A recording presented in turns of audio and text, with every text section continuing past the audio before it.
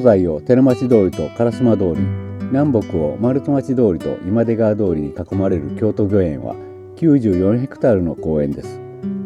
もともと京都御所の周辺に所在した公家のお屋敷跡地です。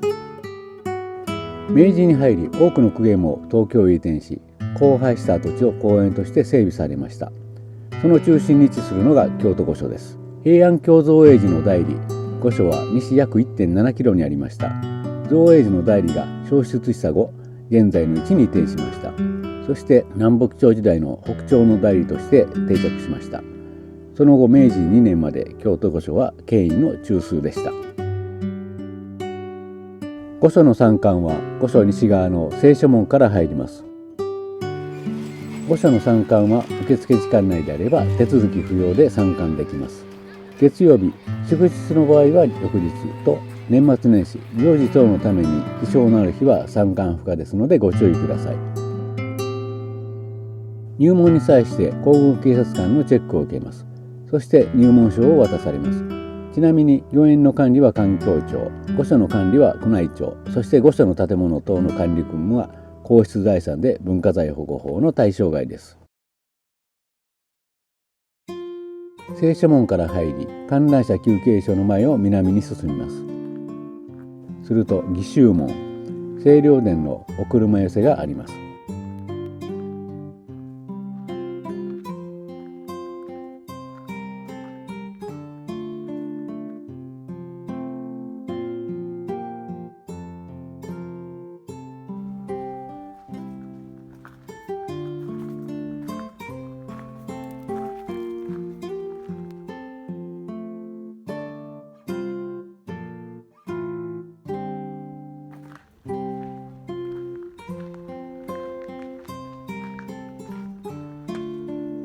清涼殿のお車寄せから軌道を抜けて進むと初代部の間、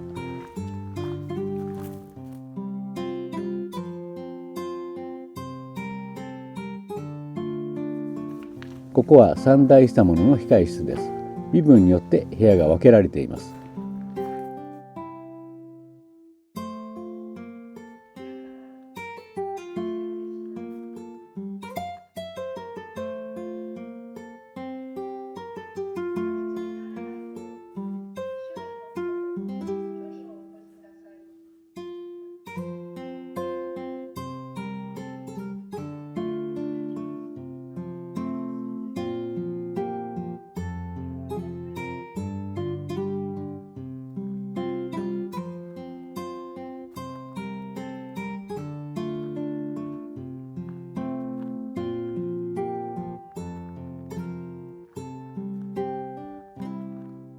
初代部の間の南に回ると新三熊寄せがあります。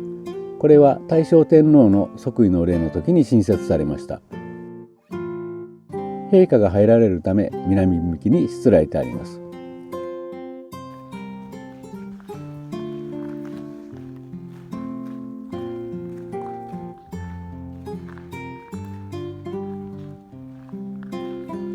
新三車寄せの右にある朱色の柱の塀は神殿前の壇庭を囲む塀、手前の門は月下門、向こうに見える門は日下門です。塀沿いに南へ回り込みます。この門は建礼門、外から見るとこんな感じです。建礼門の向こうに正明門、神殿の屋根が見えます。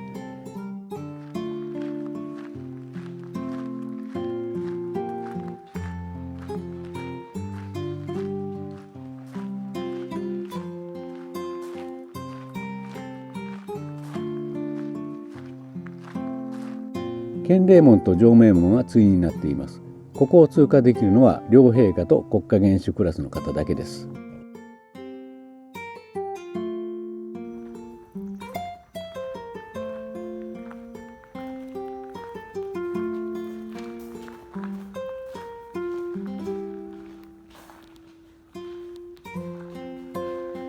正面門の向こうに神殿が見えます。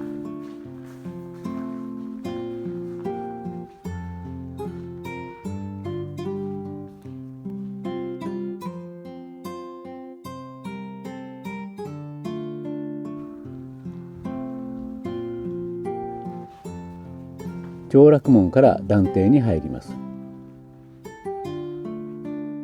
獅神殿は最重要の公的儀式が執り行われた建物。江戸時代末期に平安時代の獅神殿造りを基調として再建されました。獅神殿には中央に天皇の座である高御蔵、その向かって右に皇后の座である御長台があります。金城天皇陛下の即位の例でご覧になった方も多いと思います。また獅神殿の正面には右近の立花と左近の桜があります。訪れた時は右近の立花は足場を組んで手入れをされていました。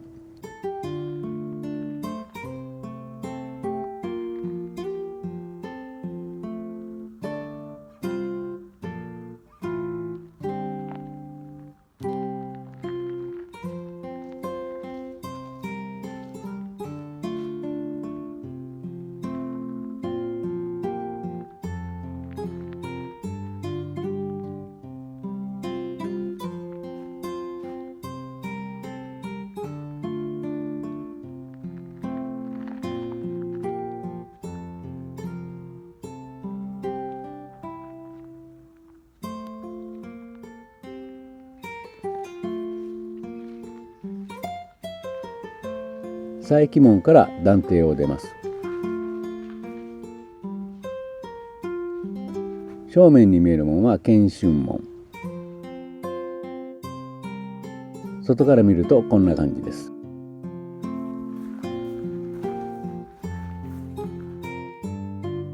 日課門からカメラを振ると春光殿が目に入ります。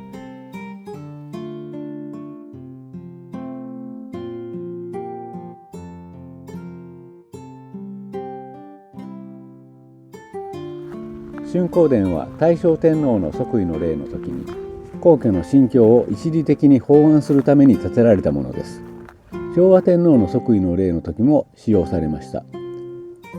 撮影した時点では改修中で清涼殿への経路は閉鎖されていました。ちょっと残念です。春光殿横の軌道を抜けると古御所と御学問所の建物が並んでいます。両建物の間は蹴鞠の庭、そして正面にはお池庭が広がっています。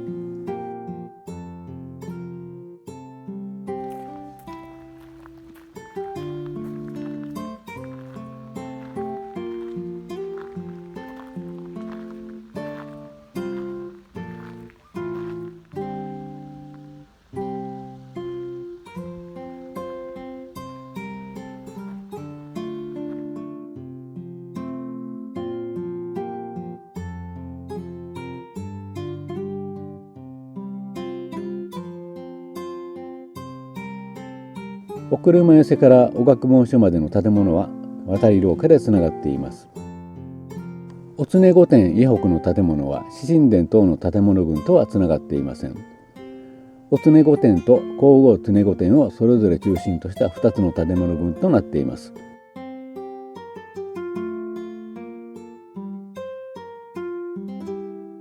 お池庭の北側には御内庭が広がり、その正面にお常御殿があります。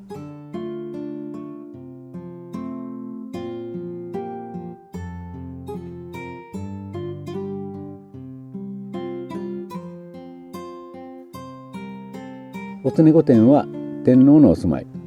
もともと清涼殿内にありました。天正18年1590年に独立した建物となりました。そして儀式や対面の場所としても使われました。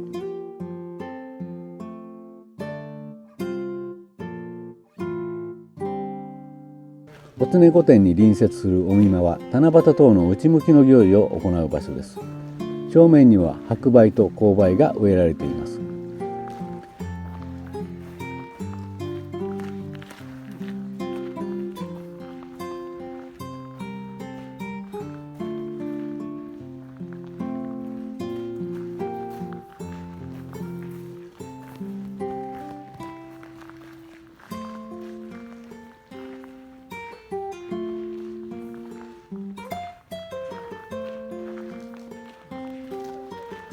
御学問所とお常御殿の間を通り抜けると開けた場所に出ます。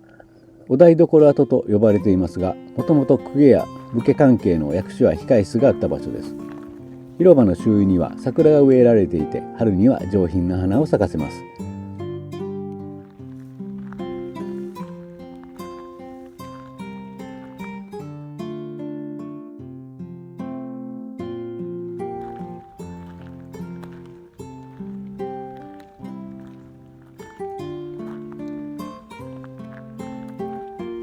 お台所跡を抜けると聖書門の横の参観者休憩所に戻ります。長きにわたり日本の中心だった京都御所、いかがだったでしょうか。